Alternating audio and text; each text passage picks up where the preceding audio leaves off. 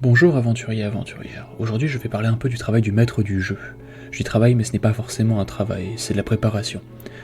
Certains aiment, d'autres n'aiment pas, mais apprécient le fait de diriger une partie. Dans tous les cas, le rôle du maître du jeu n'en reste pas moins important. C'est toujours lui qui va diriger la partie et contrôler le scénario et ce qui se passe.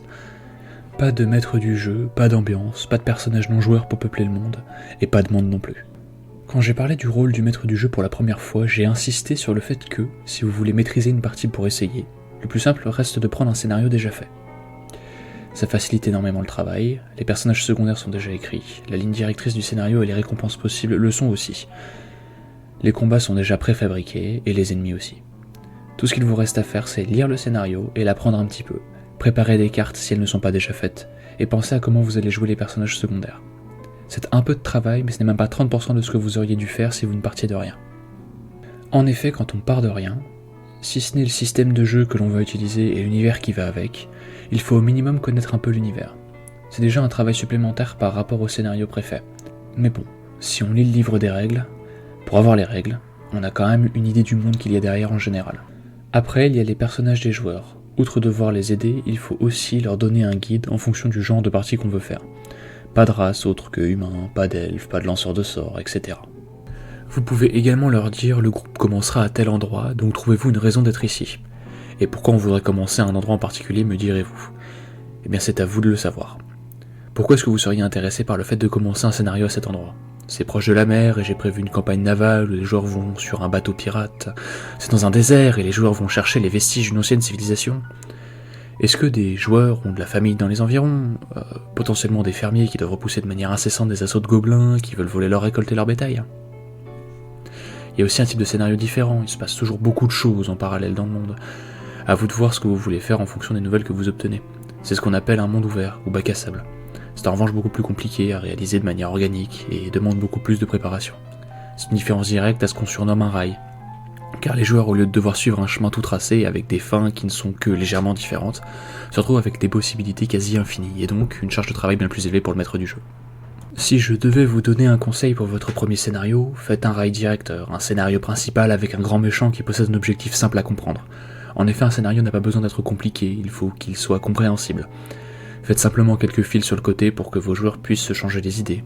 Recherche d'artefacts, construction d'armure, aide à la famille, au choix. Et c'est la transition parfaite pour commencer à parler des personnages non joueurs, les PNJ. Le grand méchant est un PNJ, un des principaux, vu qu'il reste d'être récurrent dans les conversations des joueurs. Cela veut dire qu'il est important qu'il ait une personnalité bien définie, pour que les joueurs puissent comprendre son motif et ses actions. Pour faire quelque chose de simple, le grand méchant a perdu sa bien-aimée, mais il est trop difficile pour lui de s'en remettre. Il a de grandes connaissances en magie, et sait qu'il pourrait aller chercher son âme dans les enfers avec un peu d'effort. Le problème étant que s'il va chercher quelque chose dans les enfers, il doit ouvrir un portail qui y mène. C'est là que les joueurs interviennent. Le portail, une fois ouvert, ne peut pas être fermé par des moyens conventionnels, mais le grand méchant s'en fiche. Tout ce qu'il veut, c'est s'adulciner. Que le monde sombre dans le chaos après qu'il l'ait récupéré n'est pas son problème.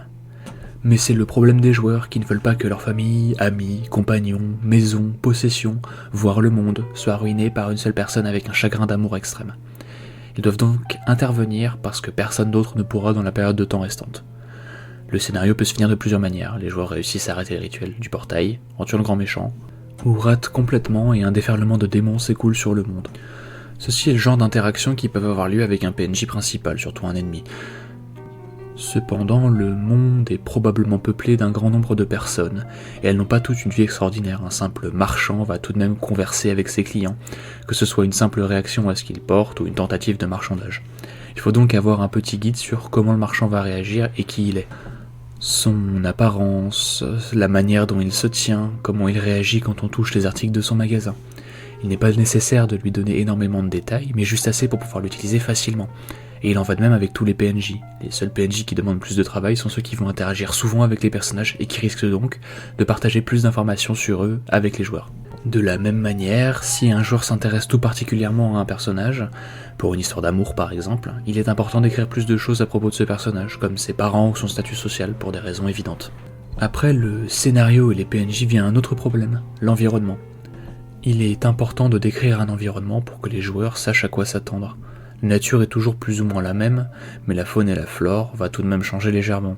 Les types d'arbres, les plantes vont changer, les saisons et les animaux aussi, et les monstres bien entendu. Pour les villes, le mieux est d'essayer de se baser sur une culture et de l'étendre à tous les quartiers. Ce qu'il faut retenir cependant, c'est que les différentes classes sociales vont interagir différemment avec cette culture. Que ce soit par la qualité de leurs vêtements, leur manière de parler, ou peut-être leur vue sur le monde. Les lois peuvent également changer, et il se peut que par exemple le racisme soit tacitement accepté quelque part et complètement impensable ailleurs. Tout dépend de l'ambiance que vous voulez donner. Ensuite vient la partie combat. Il y a souvent des conflits, que ce soit des guerres, des monstres en dehors des cités qui ne souhaitent que se repaître de la chair des humains, ou des voleurs de grands chemins. Il en incombe au maître du jeu de fabriquer ce genre de rencontre. Il faut choisir le monstre ou le fabriquer, voir dans quelle configuration le ou les monstres vont se battre, il faut trouver un bon rythme pour ces rencontres violentes, et également une bonne diversité de rencontres.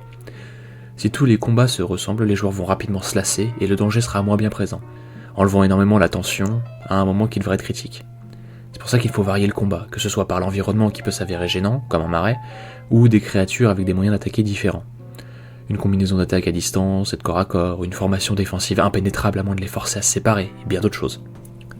Il faut également prendre en compte que le combat est aussi un outil scénaristique. Tuer un membre du groupe, volontairement ou non, peut amener beaucoup de drame du côté des joueurs. Et même simplement les blesser peut les mener à des moments de tension.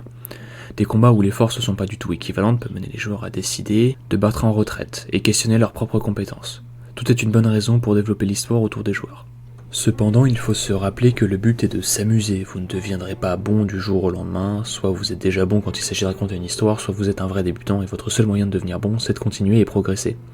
Il n'y a pas de méthode miracle et le seul état d'esprit viable est d'essayer de s'améliorer en permanence. Posez des questions à vos joueurs. Qu'est-ce qu'ils ont apprécié, qu'est-ce qu'ils n'ont pas aimé, trouvez vos points forts et vos points faibles et travaillez dessus en fonction. Si vous n'êtes pas bon en fabrication de rencontres et de combats, trouvez des choses déjà faites ailleurs. Si en revanche vous êtes bon en fabrication de donjons mais mauvais quand il s'agit d'interpréter un PNJ, essayez de vous forcer à y mettre le ton, même si vous avez l'impression d'être ridicule. Mais dans tous les cas, il faut que ce soit amusant pour vous et vos joueurs, pas simplement pour un seul des parties. Et si je dis ça, c'est parce que j'y suis passé aussi, l'expérience aide beaucoup. Dans tous les cas, bonne chance. Eh bien, j'espère que ça vous a plu. Je vous souhaite une bonne fin de journée. Je vous laisse vous abonner si vous le souhaitez et laisser un pouce bleu si le cœur vous en dit. Et par-dessus tout, amusez-vous.